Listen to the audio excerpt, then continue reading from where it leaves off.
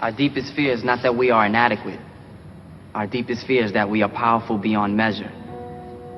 It is our light, not our darkness, that most frightens us. Your playing small does not serve the world. There is nothing enlightened about shrinking so that other people won't feel insecure around you. We were all meant to shine as children do. It's not just in some of us, it's in everyone. And as we let our own light shine, we unconsciously give other people permission to do the same. As we are liberated from our own fear, our presence automatically liberates others. Welcome to Successful Dropout. This podcast is for the outliers, the innovators, the rebels, those that dare to dream and act on their dreams. I'm your host, Kylan Ginger. Join me as we find out what it takes to drop out, grind, and succeed. What is up, Successful Dropouts? Get stoked because today on the show we have Braun Shed. Braun is a 19-year-old high school and college dropout based out of San Francisco in the Bay Area. Braun works at Actiview, a blind and deaf technology startup, after he had a line of several jobs at enterprise companies and a VC firm.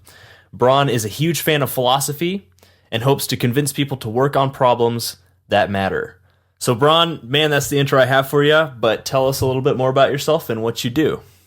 Well, thanks for having me on the show.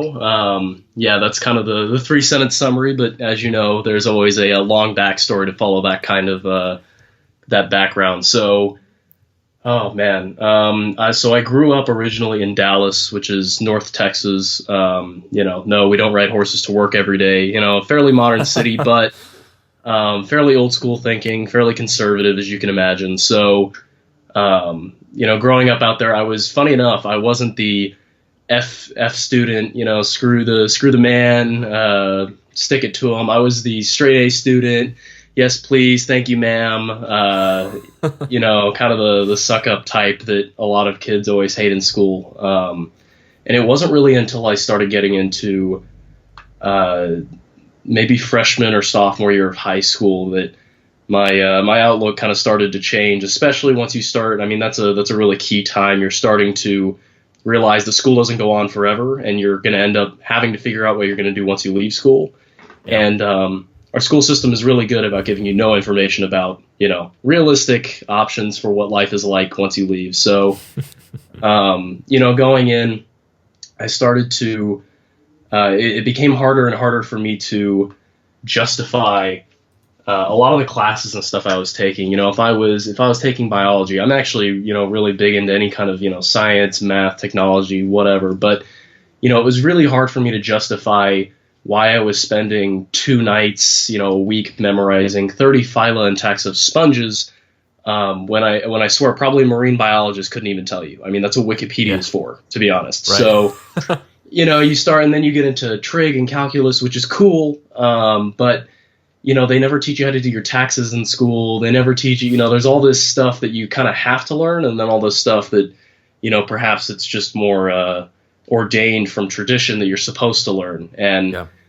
what didn't end up helping was whenever I was, 14 or 15 or so. So I had convinced my mother when I was 12 to get me a coding tutor off of Craigslist. It was some poor grad student from a local college out there who honestly thought I was crazy, but it turns out that was probably the best, $300 or $400 that's ever been spent. Because I was a big kind of video game computer nerd, like a lot of guys are whenever they're younger. Minecraft and all that stuff, I'm sure today.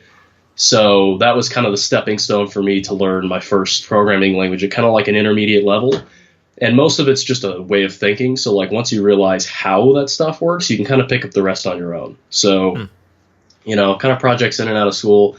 And then I discovered the magic that you can actually make money by coding things for people. So, starting off with a couple $100 websites for, my mother's friends who own bakery shops or, whatever. I ended up landing a gig with Adobe doing their marketing emails for Photoshop at 14. No way. Wow. Yeah. And at 14, I forget exactly how much I was. It was like $110 an hour or something, which at 14, it's like you might as well be peeling off the greenbacks because that is, Lord.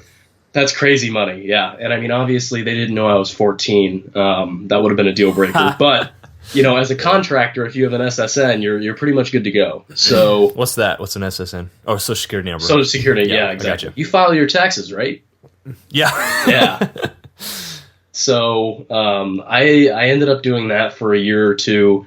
And then, picking up more and more freelance stuff along the side. I was doing fantasy football apps for guys. Later on in my freelance career, I ended up working with Rob O'Neill, who was the Navy SEAL that killed Osama bin Laden.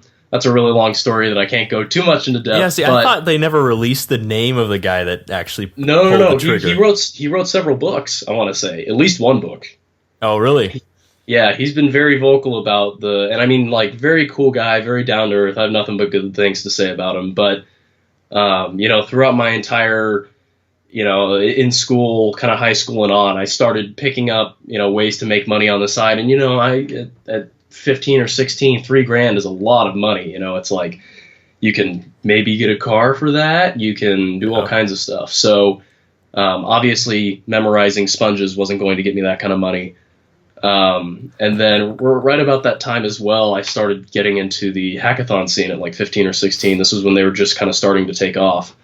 And so, sure enough, I think it was literally the second hackathon I went to at 16, ended up being this hackathon in Vegas, like Halloween weekend in Vegas, which is insane. Please don't go Halloween weekend if you can avoid it. There are some things I can never unsee. But I ended up, through some miraculous act from the great Lord above, I ended up winning. It was a $20,000 prize, first place. Wow! At this thing in Vegas, and I was 16. Right? I mean, that was such a shot in the dark for me that I honestly didn't even know what to do with it. And what was so tragic is that so they write it on these big foam checks, right? The ones that they do on TV and stuff. Yep.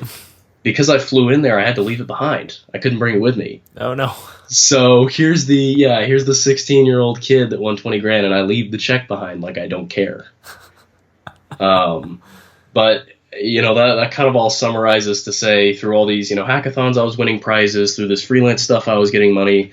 I kind of realized, especially since I started coding so early on, kind of in my life, I realized this was something I really like to do. And I'm so lucky to be in a industry that it pays so well, right? Mm-hmm. But as I continue to spend all this time in school, and as you go, junior, senior, all that, school ends up getting a lot harder, right? You spend a lot more time SATs, ACTs, finals, all that stuff. Yep.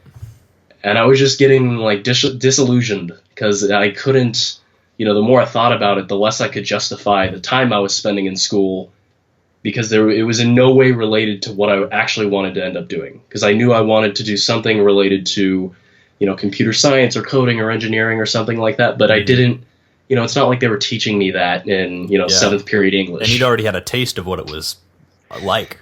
Yeah, exactly. It wasn't a pot shot of I want to, sell Beanie Baby art for, money kind of thing. I was making real cash, and, I didn't even know what I was doing. So it was, you kind of line up all of the things in your head of like reasons why I should still be here in school.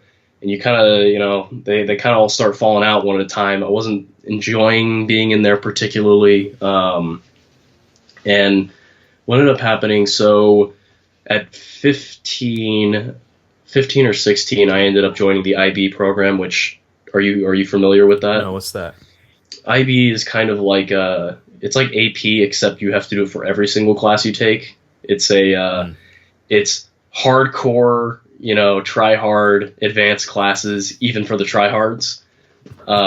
So, you end up with a lot of kids in those programs who they can't even tell you who the president is. They're if they don't get an A, they're literally going to get excommunicated from the family, and I mean, I wish I was being more facetious, but it's, we had a chemistry teacher that I think handed out, it was like 15 Bs for a semester final or something like that.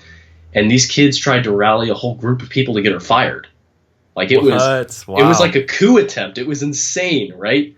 Especially as you start doing, you talk to people and work with people, and it's like, dude, the grade you got in 10th grade English matters zero to your, anything later once you leave school. Nobody cares. Yeah. And, these kids just can't get over the fact, like, this is all they have. It's kind of what they base their entire life around. So, getting surrounded by kids like that in my high school, I was like, all right, I just need to get out of here. And I figured, you know what? College has got to be better, right? I mean, high school was better than middle school, probably. So college has got to be better. In Texas, we have this program that the state will essentially pay for 2 years of your schooling at a state college in exchange for you leaving high school 2 years early. So Is it your called junior Running Start? No, Have you heard of Running Start? I haven't. We have something similar in Washington State, but Yeah, there's a lot of kind of similar programs now. I think Texas was one of the first ones to do it. We call it TAMS in Texas, the Texas Academy of Mathematics and Science. Here in California, they have something similar, CAMS, which I'll let you guess what that stands for. But yeah, the original concept of the program being that if you were a kid who wanted to become a doctor or something like that, you're going to spend so many years in school anyway. Take kind of the cream of the crop of the public schools and then, give them 2 years, kind of their last 2 years of high school at college instead. Yeah. So, you're like a real bona fide college student. You get your college ID, you live in the dorms, you take honors and majors classes with all the rest of the kids. So I thought going into that would be my salvation, because I was like, this is the coolest thing I've ever heard of. Like, you get to take, the state's picking up the tab, so you get to take all these graduate classes. I was taking, right. Like PhD level computer science stuff. I was like, oh, this is going to be great. And it was better for sure. I mean, you get a lot more freedom than you do living at home. You can kind of choose what times your classes are. At least if your class is at 8 a.m., you can go back to sleep at 9 a.m. And you get to choose a little bit more kind of what classes you want to take and, what you do in them. Just a little bit more freedom, right? Which is what I was looking for. Yeah. And then, sure enough, right around second semester of that, so this was my junior year of high school, freshman year of college, if you will. That also started to wear thin, right? You get back to the memorizing 40 Phyla and Taxa sponges instead of 20. Right. You're microanalyzing the color of drapes and all kinds of Machiavellian poetry, which you're struggling to explain why anyone still reads. All kinds of stuff where, again, you run into the dilemma of like, even if I stay here, how does this affect anything that I'm going to do when I leave? Right. I'm almost wasting time here. And that's essentially that was kind of my turning point year. When I realized that college obviously wasn't what I was looking for either. And I ended up leaving school there, at the University of North Texas, which is where we were at. And that was, as you can imagine, a traumatic experience when you leave school. It usually is. My parents were, and I mean, it's a factor just kind of Texas. Out here in California, it's like, you're a dropout? Cool. Zuckerberg was a dropout too. You don't get that in Texas. You get the hour-long spiel about how you're throwing your life away and, oh, you're so stupid. Why would you do that? Yep. Verbatim. So, my parents were not super supportive of me leaving school at all.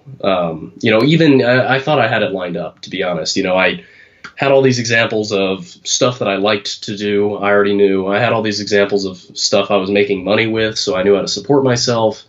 And I had a little bit more life direction than probably most of the people I went to school with, period. Right. Right. And it was still not good. Like my mother, she's in nursing, so obviously that's a very degree required kind of field. And then my father was in marketing, which is, less so, but it's still kind of a business industry. So, those were hard times for sure. What ended up helping was I managed to, through one of these hackathons, I snagged a internship with, I want to say Amazon. They were a subsidiary. Essentially, I want to say they were called Blue Cora. They're this enterprise company, several hundred people at least. Mm-hmm. They run like a Dogpile and Metacrawler and all of those kind of, I'm sure you remember those before Google was any good. The search engine that searches search engines. Yeah. So that was kind of my first real taste, because obviously leaving school, what's got to be better than that? A full-time job, right? Right. For a fairly legit company. I was 17 at this point, and I couldn't even lease an apartment under my name because I wasn't 18. I couldn't even sign for myself. So, all this nonsense of like, I'm not even technically legally allowed to work for them, but, we end up pushing all that stuff through. And I spent 3 or 4 months up there in Seattle where they were based. And we were working on bona fide millions of people a day visiting kind of, websites and stuff. And, discovery number 3, a full-time 9-to-5 job also sucks. At least for me, like it was kind of the epitome of, you're working on stuff. Obviously you're getting paid, which is nice. And you're working on stuff that people use, obviously, because they're getting paid. But I wanted to work on stuff, like I've told you, I wanted to work on stuff that mattered. And for me, optimizing image thumbnails to increase click-through rates on Harry Potter, survey questions, just, I was kind of like, the better I did my job, the more time people would waste on these clickbait sites. Yeah. Because that's how they made a lot of their money, right? Right.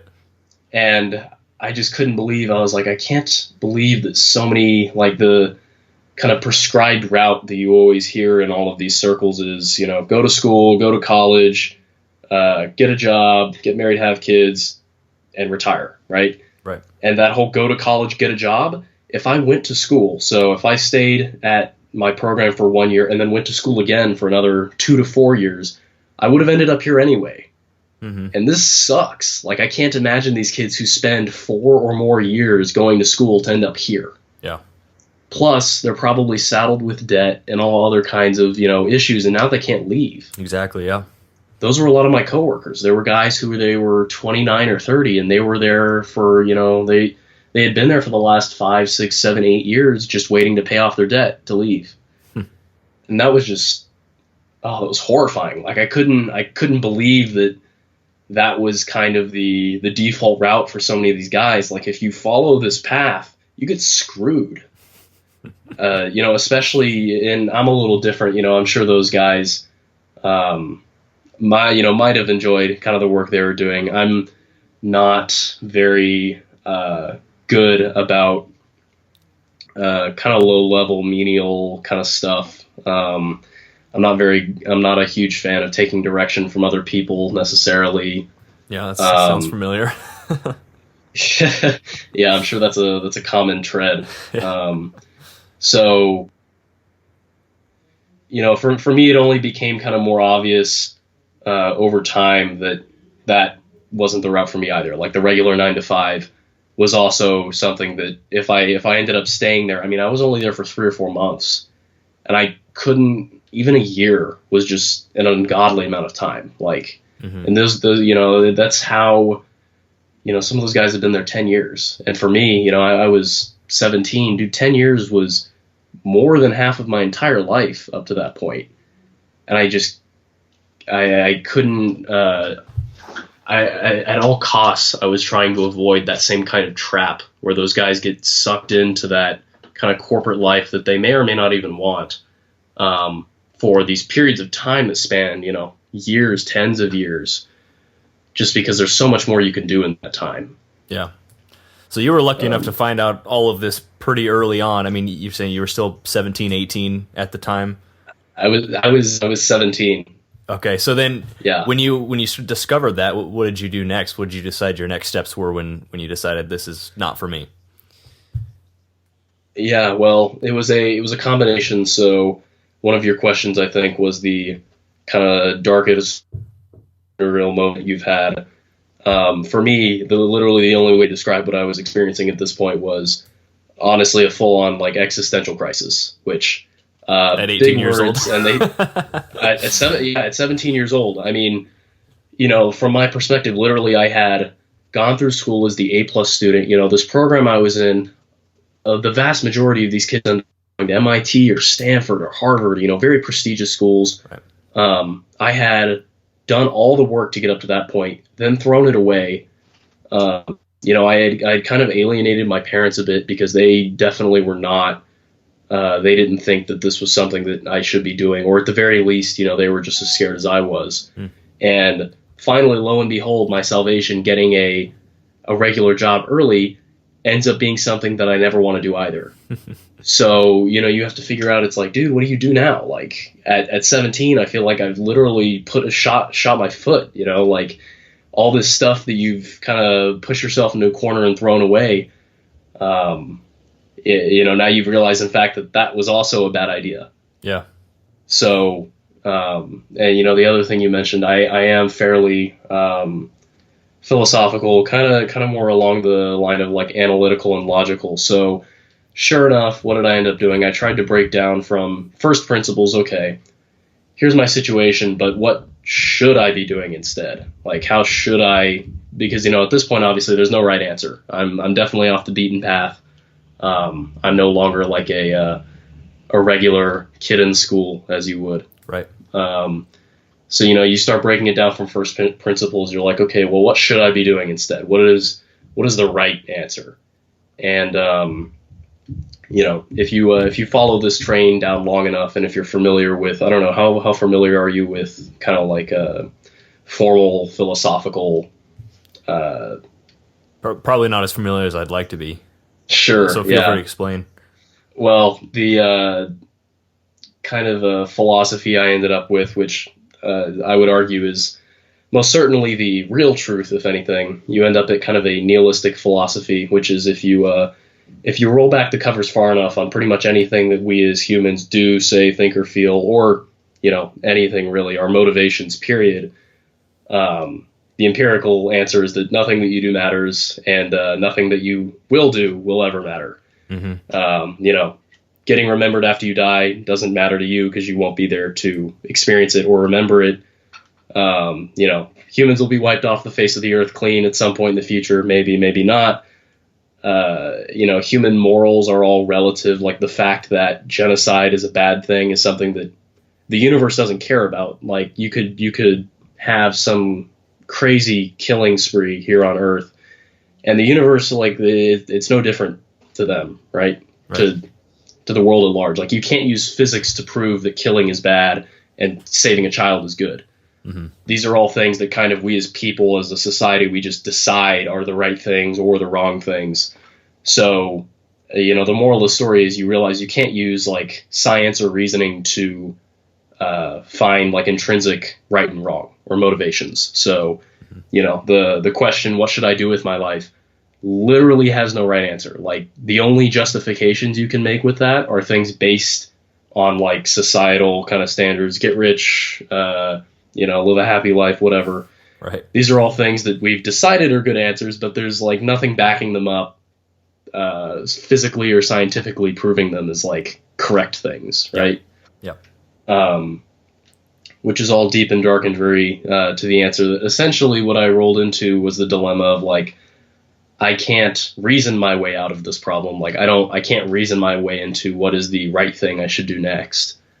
So you roll into the kind of philosophy that a lot of people end up with, which is the you end up having to kind of make meaning in your life. Like you have to choose what you want to matter. Because in my example, I always, as you can imagine, these conversations scare a lot of regular people or people who don't think about these things often. Yep. Because they are very deep, kind of scary, and whenever you question your very meaning of existence, people get uncomfortable.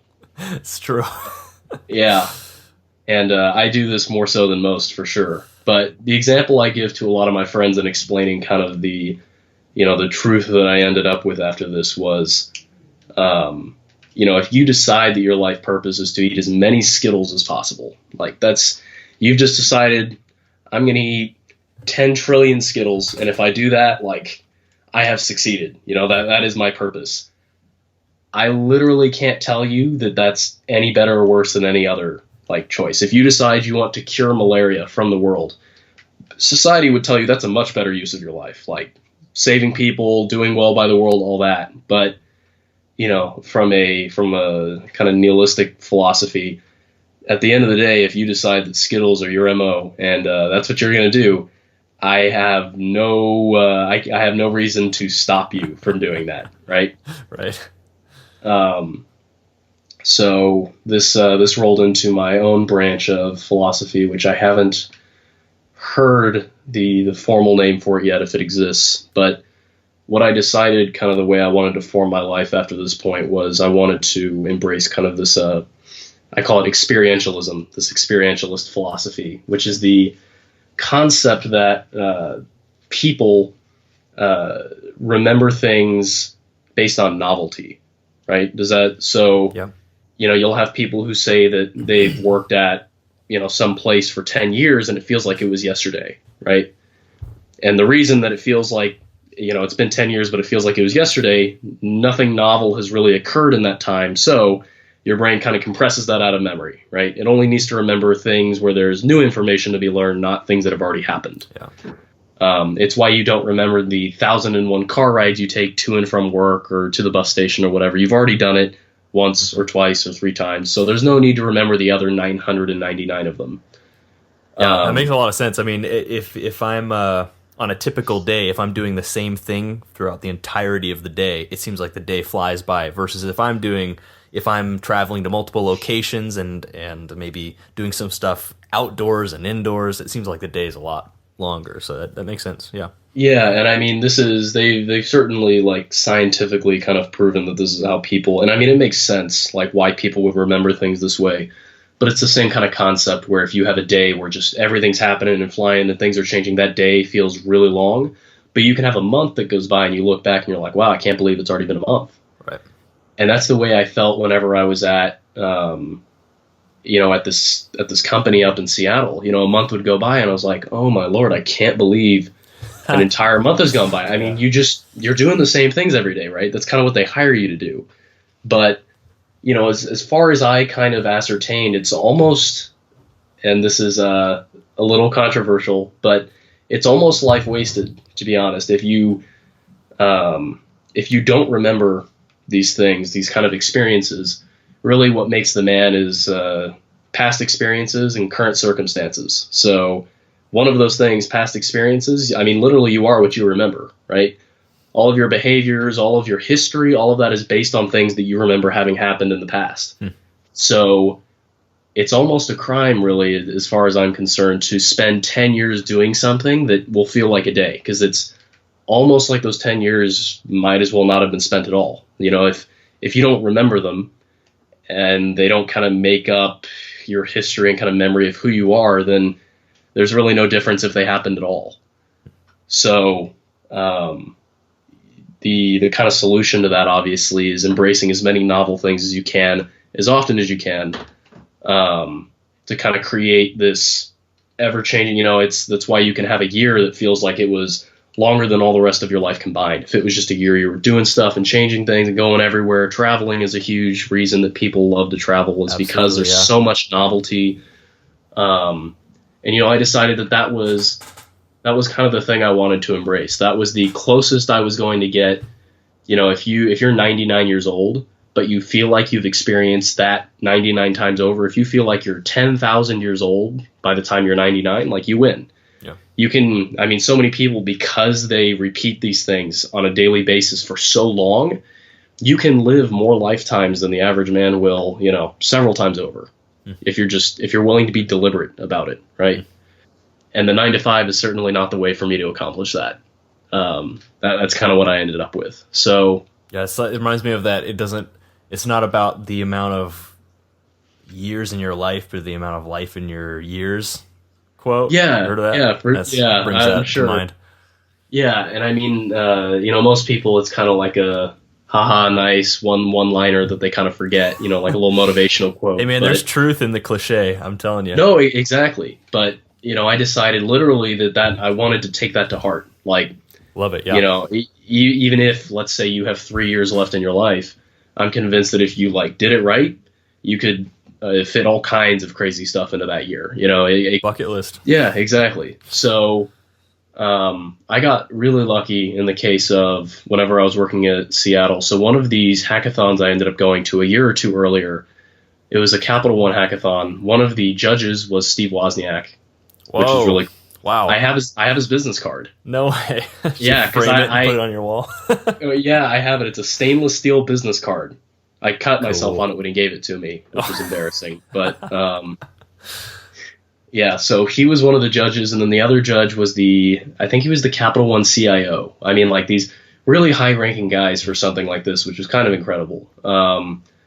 But this Capital One CIO ends up giving me, I think it was a like LinkedIn message or something, is like, hey, mind if I pass your contact info along to a friend of mine? You should talk to him. And I'm sitting here looking back, I'm like, dude, I don't even know how I'm connected to this guy. Like, this guy is so many pay grades above me.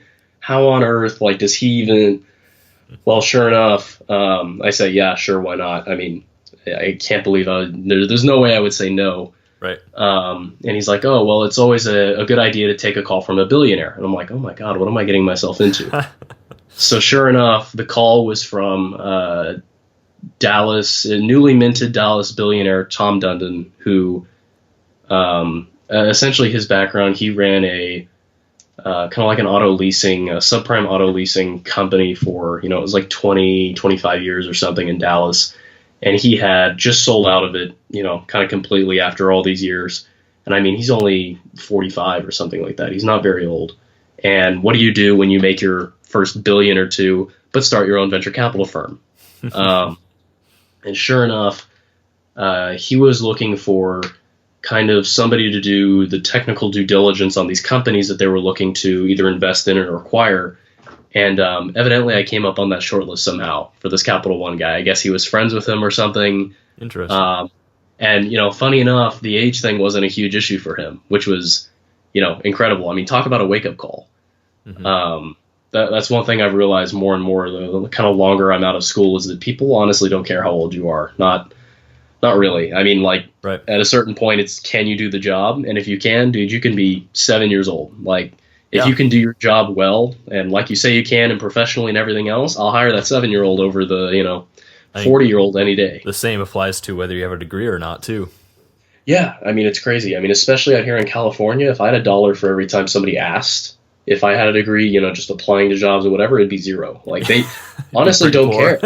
Yeah, I mean, there's a lot of college programs out there that don't even teach you the skills that they're hiring for. Yep. It's like you get the degree as a, they call it a signaling thing, like a signaling thing. If you go to MIT, it signals that you're smart and hardworking. Yeah. But it's less so about the actual thing that you learn necessarily. Exactly. So I end up over time, Mr. Dundon ends up offering me a job out there in Dallas for his newly kind of minted VC firm, which at 17, I hate my 9-to-5 I'm currently at that internship. I'm like, gold mine. Like, go work how for can a you billionaire? go wrong? This is the coolest thing that's ever happened to me. I can't believe this is real. And it's back home in Dallas, which is where my parents and stuff were. So, it was kind of a good mix of like I could stay home, but, very legitimate work. And as a VC kind of firm, the one thing I never wanted to do, I never wanted to, I mean, like I told you, doing the same thing every day.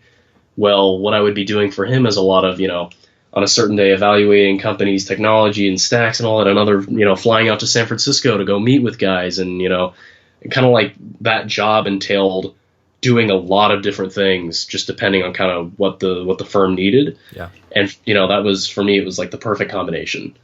So, I ended up flying out there. I ended up, among other things, I was running. So he bought a 33-story skyscraper in downtown Dallas. I ran IT for that skyscraper, which was, dang. Yeah, I mean, it's hard to even fathom. But, all kinds of super weird stuff like that kind of also got lobbed onto the job. And it was a hoot. Like, it was definitely a example of like how much better certain jobs can be than others, right? And I ended up working there for it was like 6 or 7 months, I think.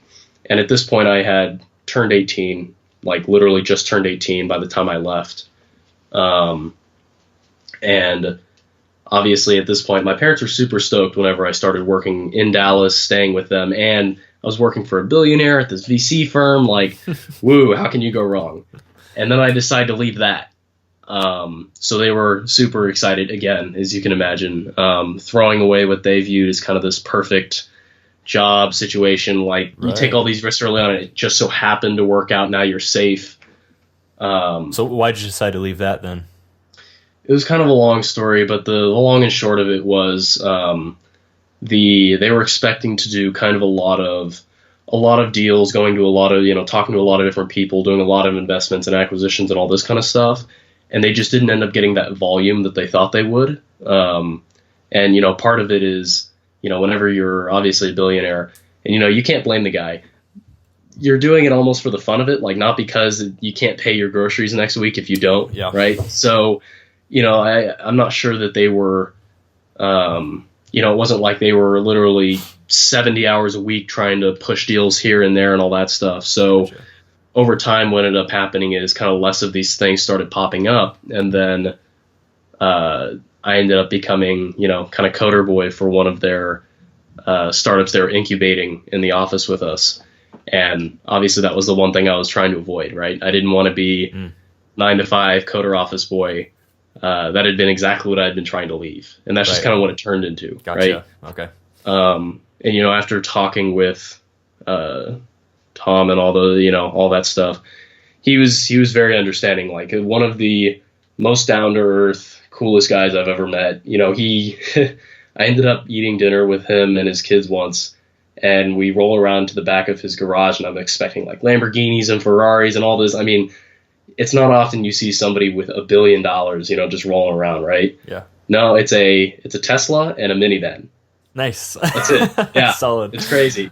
But I mean, that was just the kind of guy he was. He would roll around in shorts and like a polo. Like, he was very non-pretentious. Like, it was kind of a cool experience. I mean, like, Mark Cuban would roll into the office every once in a while because he was obviously good friends with Mark Cuban, who's also Dallas-based. So I got to talk with him every once in a while. Like, a whole different world you end up experiencing with people like that. But the other thing I realized was literally how little a difference money actually makes on a lot of things. Like, these guys, like, they're just regular people too.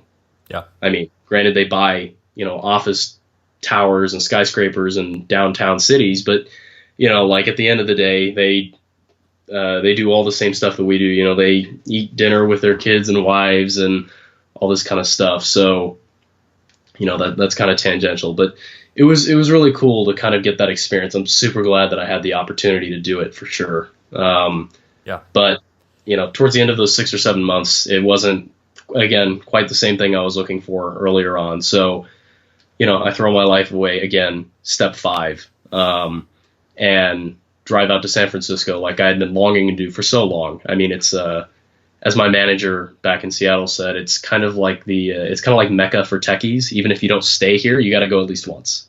Mm-hmm. And sure enough, that was pretty much the truth. I took the 36-hour drive from Dallas to San Francisco,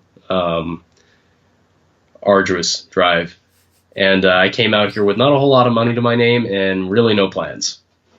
And I was lucky enough to have family that I stayed with just south of the city here for 2 or 3 months trying to figure out my game plan and, shoot, what was I doing at this point, and I ended up rolling into Alex, who's the guy I work with. He's a 2014 Teal Fellow.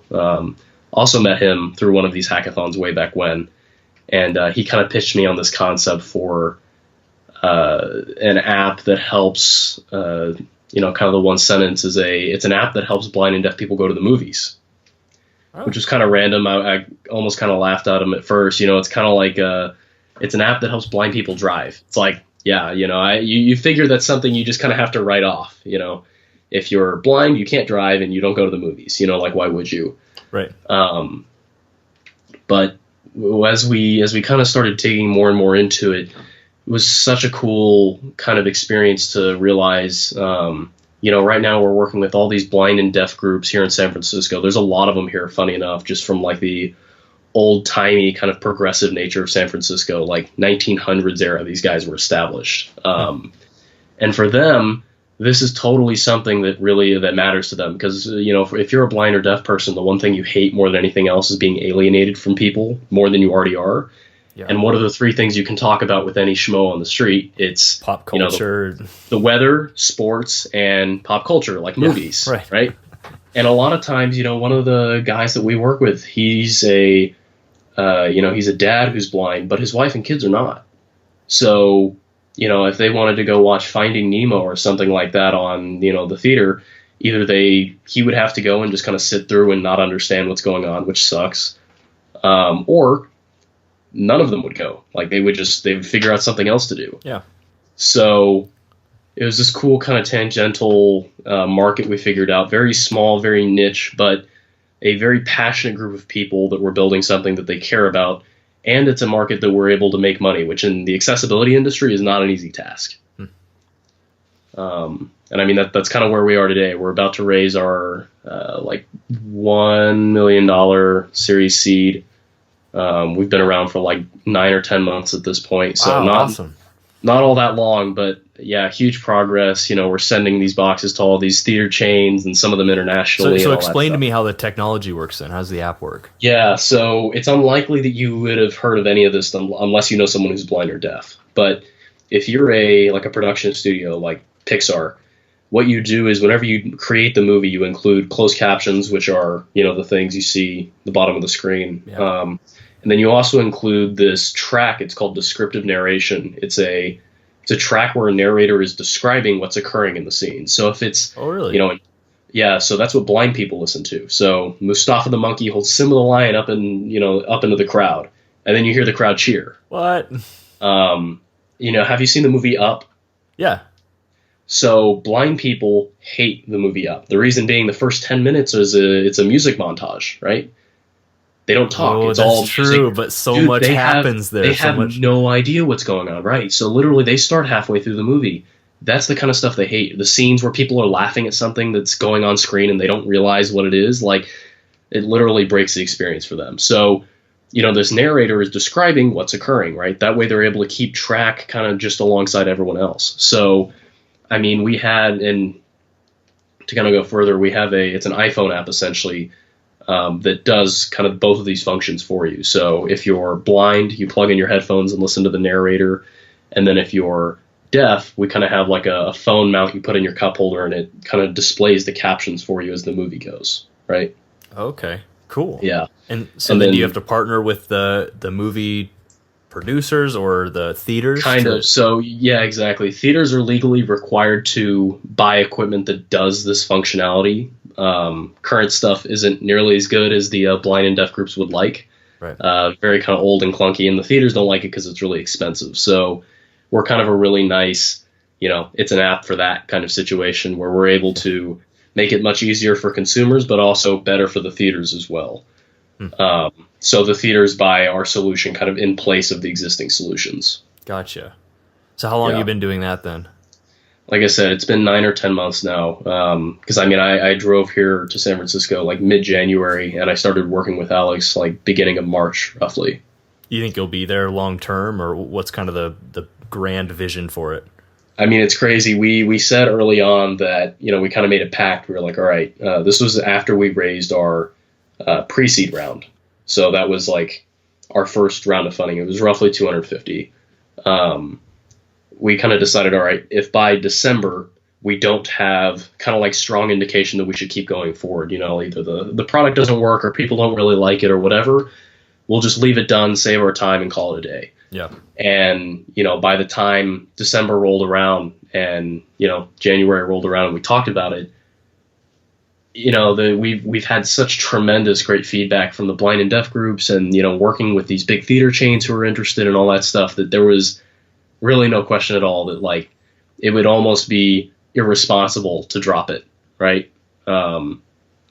So we're really hoping, and there's a lot of different, we're still fairly early on in our, process, but there's a lot of tangents and stuff that this could take. We could be here for 2 or 3 years and then we partner with a bigger company. We could, be here for 10 years, 20 years and literally kind of running this product. Obviously, based on my kind of philosophy, the day when everything kind of settles down and stuff is kind of monotonous day to day, that's probably the day I'll be doing something else. But Right. it doesn't seem like it'll be that way for quite a while going forward. Yeah, I mean, do you see it turning into a national company? Do you have a lot of competition, I guess? No, it's a very small and niche market, for sure. I mean, it's the issue with the accessibility space is that, I think it's something like 70% of blind people are unemployed. So like anything you do that tries to charge these disabled people, I mean, not only is it kind of messed up because their life is hard enough as it is, but they don't really have much money, like it's not like they're just throwing dollars around everywhere. So because our kind of market segment is a legally mandated, it's the ADA, the Americans with Disabilities Act, requires that movie theaters chains buy these devices for their patrons.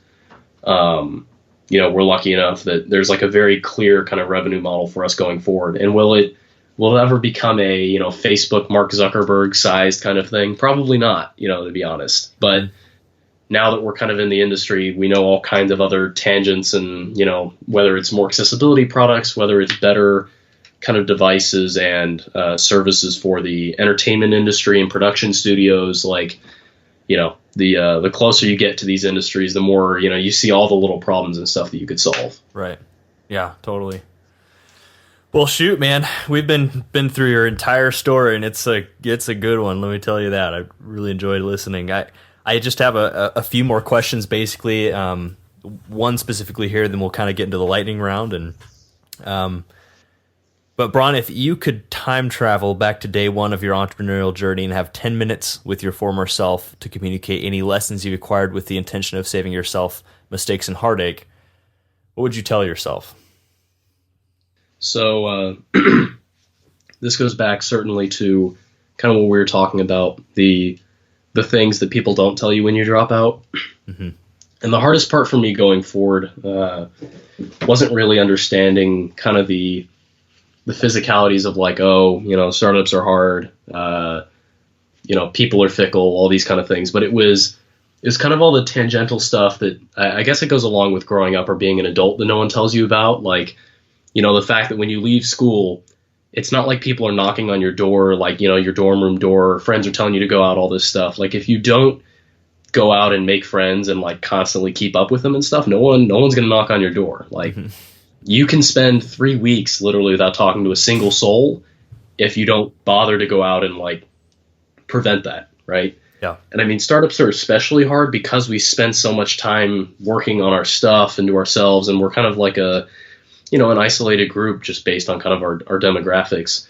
You run into a lot of isolation, at least I did, a lot of isolation issues where everyone you work with is way older than you, but you don't have a lot of time to go out and, make a lot of friends, and, you haven't learned all of these skills and truisms and all that stuff for how adult relationships and all that kind of stuff ends up working. So, I would definitely say that, there have been nights where I've, sat against the freaking door frame and, cried for 30 minutes or an hour. Like, it's a lot of stuff that's just, it's really hard. Like, it's heartbreaking. And a lot of it is just life stuff. It's not even so much, any kind of startup or company. It's hard, but it just adds so much stress to the rest of your life. And, just Thanksgiving week, I spent literally all week. I didn't go back home. I stayed here all week, and I was working like 12 or 14-hour days. We had a big crunch time before we were sending off some of our products to demo and all this stuff with these big theater chains, and they just weren't done. So for that entire week, I didn't talk to anyone. I was literally sleeping and eating at the same time, and just coding, go to sleep, wake up, coding, go to sleep, wake up. And that's miserable. Like, you get out of that, and, they talk about burnout, and that's how you get there, is like, I didn't realize going earlier on, I was like, rest is for the weak, work-life balance. Work is my life. It'll all be good. Yeah. But that's only because in school you have this built-in social network. Like, it's hard to not get that interaction you need. In the real world, like, it's definitely something that I prioritize so much more now. Like, go out, make friends, have fun on the weekends. Like, just because you can stay in and work all day, like, literally making yourself miserable to do it is just not worth it in the end. So What's that would up? have saved me a lot of heartache. Yeah. No, that's good stuff, man. Yeah. What's a personal habit that contributes to the success you've achieved so far?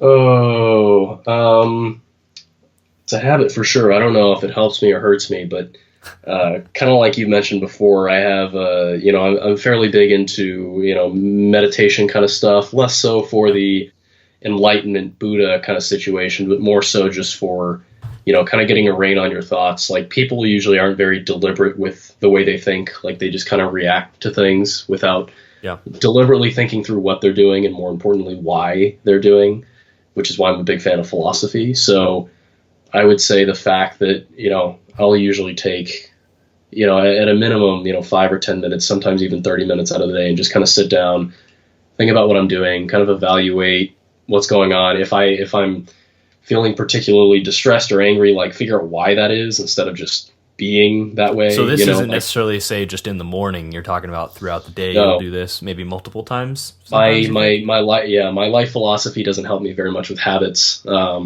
as you can imagine, because it's repetitious and you're doing the same things all the time.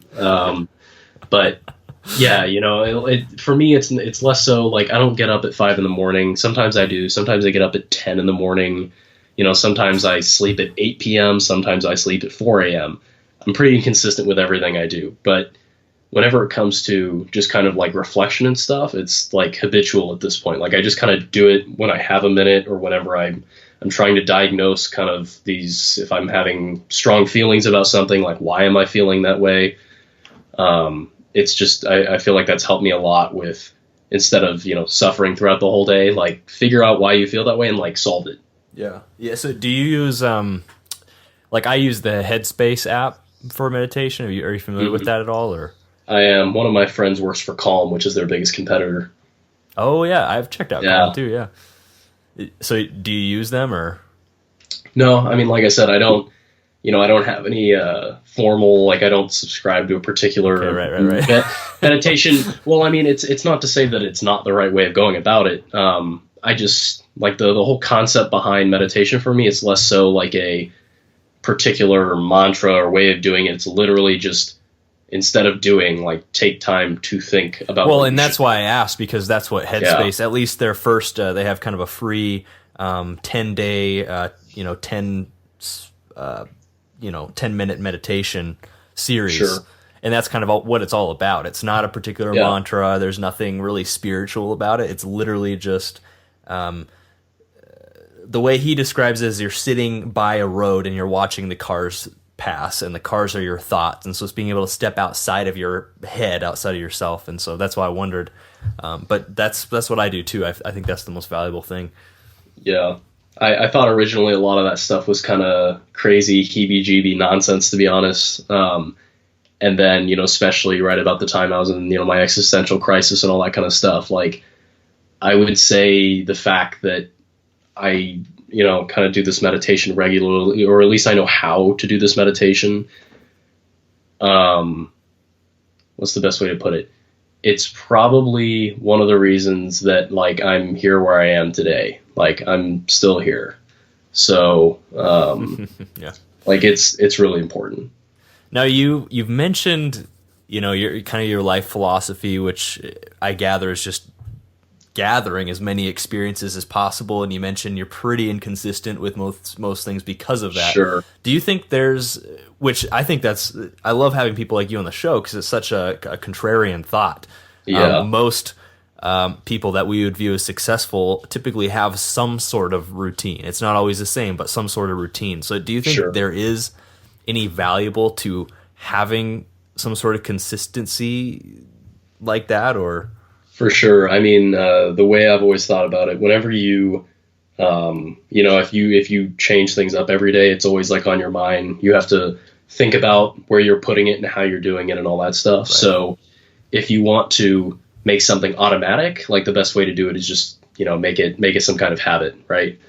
For me, way back when, this was like 2 or 3 years ago, I was trying to fix my posture so that I stand up real straight and tall and shoulders back and all that. And just anytime I caught myself, I would do that. And now I don't. I mean, I never think about it, but people tell me they can see me from a mile away just based on the way I walk. Like, people make fun of me for it sometimes. They're like, "Why are you walking so regal?" I'm like, "It's just the way I walk now. You know, I don't even have to think about it." So, you know, for stuff like that, there's certainly value. And, you know, if you're talking about brushing your teeth and all that, yeah, that's probably pretty valuable too, to make that some kind of habitual thing, because, you know, there doesn't necessarily need to be novelty in the process of cleaning your teeth. But, you know, it all kind of depends, you know, like I go climbing a lot at the climbing gym nearby here. So sometimes I'll go in the morning, sometimes I'll go in the afternoon, sometimes I'll go in the middle of the day, you know, like, you get different experiences, different people are there. Sometimes it's busy, sometimes it's not. So, you know, things like that, I'm habitual about going to go climb, but less so about when. Yeah. Interesting. Cool. Do you read much? And if so, what's a book you'd recommend? I read a lot. Awesome. Maybe a few books then. Yeah, I'm really lucky that Amazon, I'm super angry that Amazon manages to charge $10 for a Kindle book, but a used book is $3 shipped. So I have not only a lot of Kindle books, probably, I think I have 400 or 500 now. I also have a lot of paperback books that just happen to be way cheaper than the actual book. Yeah. But the best book I've ever read was probably Richard Branson's autobiography, Like a Virgin. Especially because, you know, whether coincidentally or not, he embraces a lot of the same kind of things that I was talking about. I mean, this guy is crazy. He spends an entire 100 or 200 pages talking about, I don't know how much you know about him, but he had 3 or 4 different around-the-world ballooning attempts, each of which literally almost killed him. Like the first time they were flying around and they got stranded in the Afghani mountains because one of their balloons exploded or something. The other time they got blown off course and the North Korean military threatened to shoot a rocket and blow them up. Literally blow them out of the sky because they were flying over some military base or something. Yeah. And then, you know, the third time they ended up getting doused in the middle of the Atlantic or something because some of their fuel tanks had popped off and then exploded. I mean, this guy's insane. I mean, anybody would look at this and it's like, why would you do that? But they make such great stories. You know, every time it's like totally different. And, you know, his entire autobiography reads like that. You know, it's nothing's ever the same. He's always doing new and cool stuff. And he's a really good writer, too. I've read a lot of autobiographies from successful people who it's better they're entrepreneurs and not writers because their writing was a little subpar. Right. So if you read one book in particular, because I've lent that thing out tens of times now, I would recommend getting that. Awesome. Do you get 8 hours of sleep?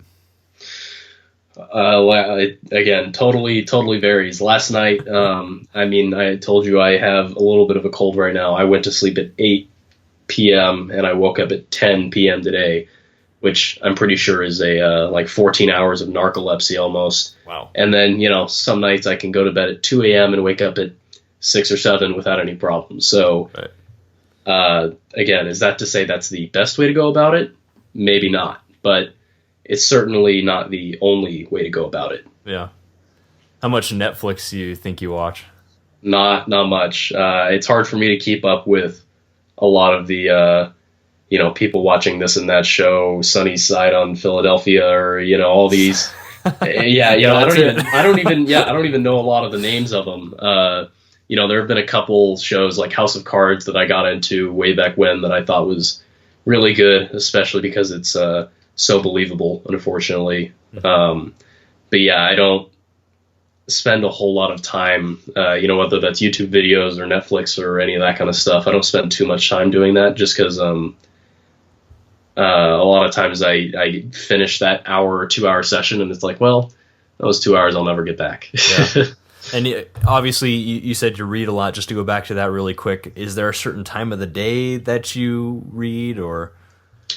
Whenever I have time, you know, like sometimes that'll be in the morning, sometimes that'll be at night, you know, after I get back from the office and stuff. I'm trying to get better. Sometimes I'll wake up an hour or two early before we go to the office to go to you know, I'm a big coffee guy, like coffee connoisseur, if you want to call it, which out here is a popular hobby for sure. Yes. I'll spend an hour or two at the coffee shop, catching up on personal errands, planning the rest of the day, reading books, like a book that I've been going through and finishing. Like right now I'm reading Jack Welch's autobiography. He's the ex-CEO of GE. So, it's kind of when I have the time and volition, but you'd be surprised how many of those you can kind of fit into a day normally. When you read through a book, do you write out any kind of book summary or action list or something to retain the information? I'm just now starting to. I'm going to see how well that works for me. But in times past, the quote I've always heard is, if you retain like one sentence from a book, it was a success. Mm-hmm. So, like Richard Branson's thing, I can't really quote him word for word on anything that happened, but I can tell you a lot of the stuff that happened in there and like key points and all that stuff. So, maybe it's better just to read it and get the gist. Maybe it's better to take notes. I'm not sure, but I'll report back with my findings. Yeah, well, it'll be interesting too, because beginning of last week, just started doing the same thing. Really? Because I've interviewed enough people now to start to pick up on some, popular tactics and habits and routines and stuff that are just kind of a lot of which are outliers and stuff, but there's a pretty consistent theme. And when it comes to reading, having like a book summary and it always varies. Right now I'm just doing it on a Google Docs. Sure. But what I'd like to do, I think, is actually do like just a handwritten piece of paper, and I just fit everything on one page. I think my first episode with Nathan Ladka, I think it was him that did this. Just one regular size sheet of paper, and you fit all the notes you can for the book on that one sheet of paper. You just fold it up inside the book and keep it there. So if you ever pull the book out, you can open it up and see kind of what was most important to you. And maybe in the corner you put kind of, these are the 3 action items, the 3 things I want to take action on that I learned in the book. But sure, that's definitely a way to get more value for your money. True. Yeah. Well, and your time, honestly, is what it came down to me. It's like, man, if I'm going to be spending X amount of hours reading these books, I want to be able to retain it for a long time, or at least have easy access to the information that was most important to me. For sure. Yeah, I love it. Getting down to kind of our last 2 questions here, man. What is some parting advice, just real quick, that you'd have for any of our listeners who are thinking of dropping out, but they haven't quite made that step yet? Step 1, I would definitely say make sure you have some way of making money. Again, I'm lucky because what I like to do happens to also be fairly profitable in our current economic environment. But I have a lot of friends who are, they don't like school and they want to or are looking to drop out, but they have no realistic, not even like a volition of how they can make money outside of, going to Sonic and acting as a drive-through guy. And that's probably, the last thing you need to do to add on all the stress of leaving school and figuring out adult life and all that stuff is figuring out how you're going to make rent next month. Because, if a minimum wage job doesn't get you very far these days, and the last thing you need to do is become literally a dropout statistic, the stereotypical one where you leave school and then never really progress from there. So, make sure you have a realistic way of making money. And then after that, it kind of happens as due course, but you're almost going to have to kind of burn your bridges to go back a little bit. For me, a lot of that was with my parents and, just kind of my take on life. Like I remember I had a very specific day out here. I was visiting San Francisco the day I decided I was going to leave school. And that was like I made the decision that was going to happen. I wasn't going to, go back on it. And whatever happened was just going to happen. So because this stuff is so hard, the last thing you need to do is also give yourself a lot of great reasons to skimp out on it, just a month or 2 later, because now you have that stress of should I or should I not? Whereas, if you're backed into a corner, you really only have a couple good options. So take that for what you will. Awesome. And how about on the flip side, any parting advice for our listeners who are more in your position where they've already dropped out and are already on that entrepreneurial journey? Dude, I would love so much for some of those guys to either have me or have them like reach out to me, because this is a super small community. You know, like I'd like to think that I know a lot of, if not perhaps a majority of, kind of the young dropout startup type of people out here in San Francisco. But you know, like I told you, the isolation thing was a huge issue for me, and like even just being able to talk to someone who has experienced the same things as you is huge. You know, talking about like, you can't go to some 19-year-old in college, like I can't go to them and talk about the struggle that it was to make rent one month. Like, they've never paid rent. They can't even comprehend what that feels like, you know, nonetheless of all the other issues you end up running into in this kind of lifestyle. So, Yeah. You know, I'm sure you can include my info at the end of this or something like that. But Yeah. I'm always up for meeting, talking with, you know, midnight call, whatever. Like, it's so important that we kind of stick together and help each other where we can, because it's like, it's a hard way of life. And the last thing we need to do is do it all by ourselves if we don't have to. Yeah, I totally agree, man. And that ties nicely into our final question here, which is, what is the best way for people to connect with you? I'm not super active on much, if any, of the social media kind of stuff. I have my email, which is braun@braunshed.com. It's first@firstandlast.com. So, you know, that's a super great way to get out, you know, get in touch with me. I'm usually very good about, you know, an hour or two kind of responses. So Cool. Sounds good, man. Well, Successful Dropouts, you've been hanging out with Braun and Kylan, learning what it takes to drop out, grind, and succeed. For everything we talked about today, head over to successfuldropout.com and type Braun into the search bar, and the show notes will pop right up. And as always, stay hungry, stay foolish.